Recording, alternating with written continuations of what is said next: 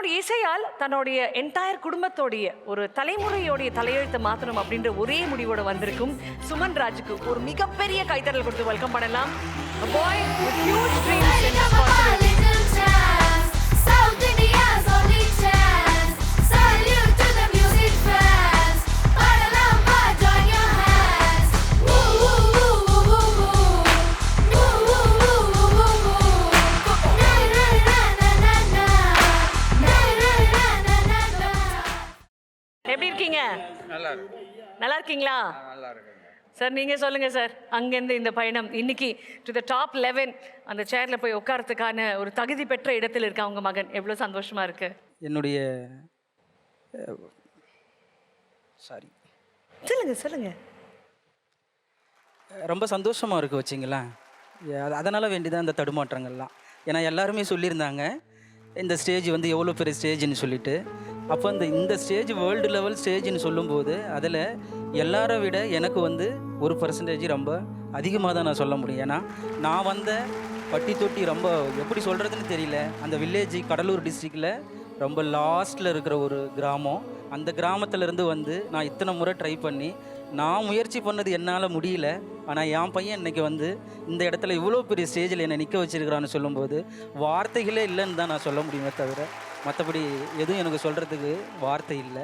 நேத்திக்கு வந்து அப்பா கிட்ட நான் இதை பற்றி பேசியிருந்தேன். அவருக்கு வந்து பார்த்திங்கன்னா இது வந்து ஒரு பெரிய அவரால் நான்லாம் இந்த இடத்துல வர முடியுமாப்பான்னு தான் நான் அடிக்கடி சொல்லிகிட்டே இருப்பார். அப்போ இது எவ்வளோ பெரிய ஸ்டேஜ்னு சொல்லிட்டு சொல்லும்போது அதை நீ எனக்கு என்ன பேசுகிறேன்னு சொல்லுப்பா, நான் அதை லெட்டராக எழுதுகிறேன் அப்படின்னு சொல்லி நான் எழுதி வச்சிருக்கிறேன். அதை படிக்கலாங்களா? படிங்க ப்ளீஸ். நன்றி. உங்கள் எல்லாருக்கும் வணக்கம். உங்கள் எல்லாருக்கும் வணக்கம் ஐயா, வணக்கம் அம்மா. நான் பைத்தாம்படி தேவராசு. தேவராசுன்னா யாருக்குமே தெரியாது. தேவராசுனா யாருக்குமே தெரியாது முன்னால்.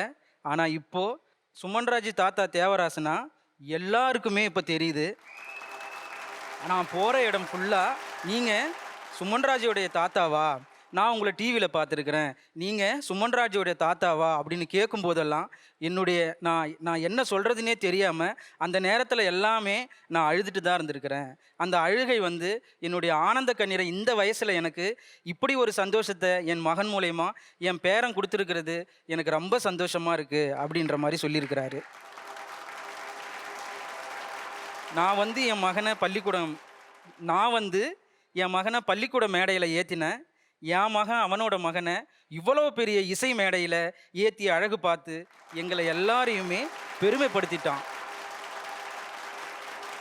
கடகோடியில் பிறந்து இந்த மேடைக்கு வந்ததையே நான் ரொம்ப பெருமையாக நினைக்கிறேன்.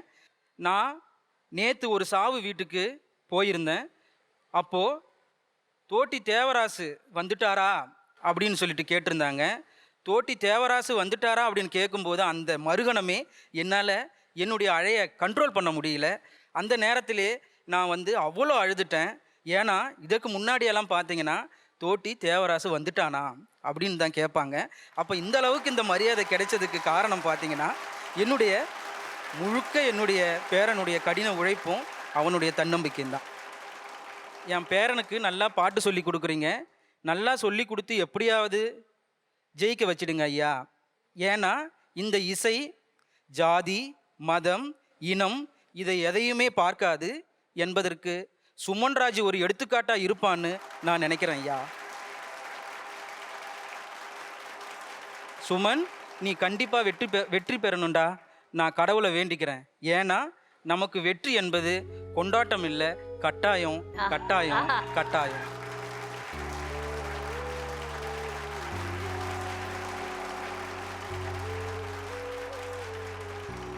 எனக்கு நீங்கள் படித்தது எல்லாம் ரொம்ப ரொம்ப முக்கியமான விஷயங்கள். ஆனால் இந்த விஷயம் எனக்கு படிங்களேன். கட்டாயம் அப்படின்னு சொல்லிட்டு இப்படிக்கு உங்கள் பைத்தாம்பாடி தேவராஜன் சொல்லிட்டு அவருடைய கையால் கையெழுத்து போடு.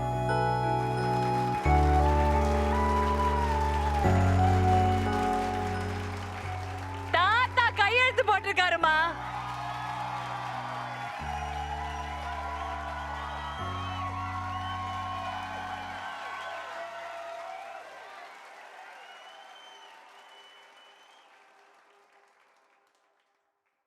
இன்ட்ரடக்ஷன் ரவுண்டில் வந்து தாத்தாங்க உட்காந்துட்டு இருக்கும்போது நான் அன்னைக்கு சொல்லியிருந்தேன் எங்கள் தாத்தாவை நான் இந்த சீசன் முடியறதுக்குள்ளே சைன் போட வச்சு காட்டுவேன். அதான் இந்த சீசன் முடியறதுக்குள்ளே எங்கள் தாத்தாவை வந்து அதாவது சைனை போட வைக்கணும். தேவராஜர் தாத்தா கையெழுத்து போட்டிருக்காருமா. தாத்தா கலக்கிட்டீங்க, போங்க. கையெழுத்து போடுறீங்களா? எனக்கு உங்க ஆட்டோகிராஃப் தருவீங்களா? ஆ ஓகே, எனக்கு பென் ஒன்று கொடுங்க. அண்ணா உங்க பென் வாங்கிக்கலாமா? தேங்க்யூ.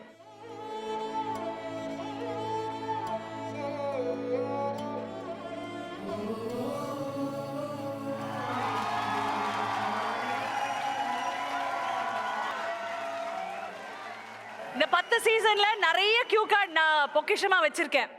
ஆனா இந்த கியூ கார்டு எனக்கு மோஸ்ட் ஸ்பெஷல்.